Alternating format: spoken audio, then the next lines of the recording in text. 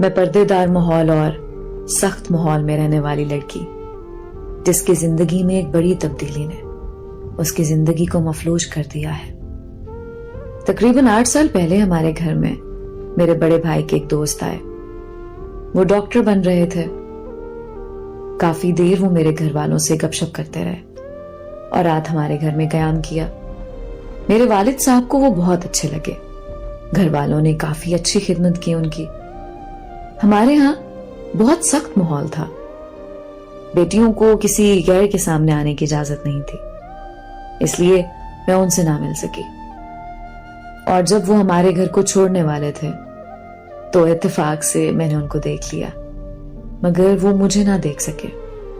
उनके जाने के बाद मैं उनके बारे में सोचने लगी और उनको पसंद करने लगी। इस बात का घर में किसी को पता नहीं था। खैर, 5 साल का अरसा गुजर गया और वो डॉक्टर बन गए। उनकी फैमिली ने उनके लिए रिश्ते देखना शुरू कर दिए और यहां से मेरी फैमिली ने भी मेरे लिए रिश्ता ढूंढना शुरू कर दिए। भाई के दोस्त को किसी ने बताया कि तुम्हारे दोस्त की बहन भी है जो कि बहुत खूबसूरत लड़की है, तो आप लोग वहां क्यों नहीं रिश्ता करते। ये जानते ही उनकी फैमिली ने मेरे घर वालों से रिश्ते की बात की और मेरे घर वाले भी राजी थे। और जब मुझे पता चला कि जिस लड़की को मैं 5 सालों से खामोशी से प्यार कर रही हूं, उसी का रिश्ता आया है आज मेरे लिए, ये जानकर तो मैं आसमान में उड़ रही थी। मेरे पांव जमीन पर ही नहीं लग रहे थे। मैं खुद को दुनिया की सबसे खुशनसीब लड़की समझ रही थी।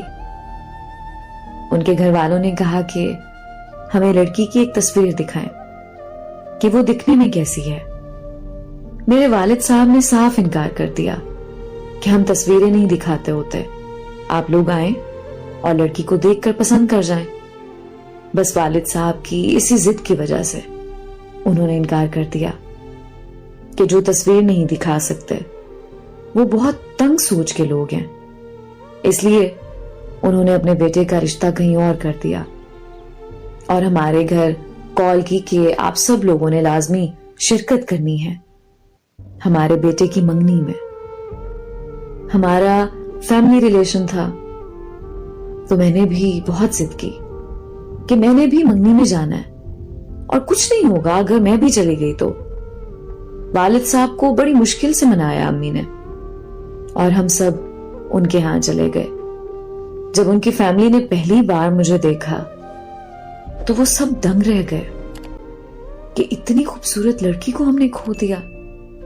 और जल्दबाजी में मंगनी कर रहे बेटे की। वहां थोड़े वक्त के लिए डॉक्टर साहब से भी मुलाकात हुई तो वो मुझे देखकर हैरान रह गए और बहुत तारीफें की सबने मेरी वालदा के सामने।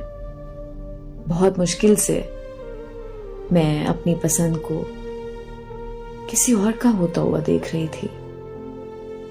खैर, मंगनी हो गई तो कुछ वक्त उनकी फैमिली ने हमें रुकने का बोला। हम वहां रुक गए और मेरी जिंदगी का खूबसूरत वक्त वहां गुजरा। मौका देखते ही डॉक्टर साहब ने मेरा फोन नंबर मांगा और मैंने भी दे दिया। घर वापसी हुई तो उनका मैसेज आया कि आप बहुत हसीन हो, काश मैं पहले देख लेता आपको, तो आज ये मंगनी ना होती मेरी। वो बोले कि कोई बात नहीं, ये सिर्फ एक मंगनी है, टूट सकती है और मैं शादी करूंगा तो सिर्फ आपसे, वरना किसी से नहीं।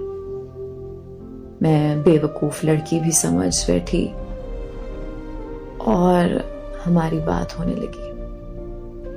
उस इंसान ने किस तरह मुझे शीशे में उतारा मुझे नहीं पता चला। हम 1 साल तक बात करते रहे।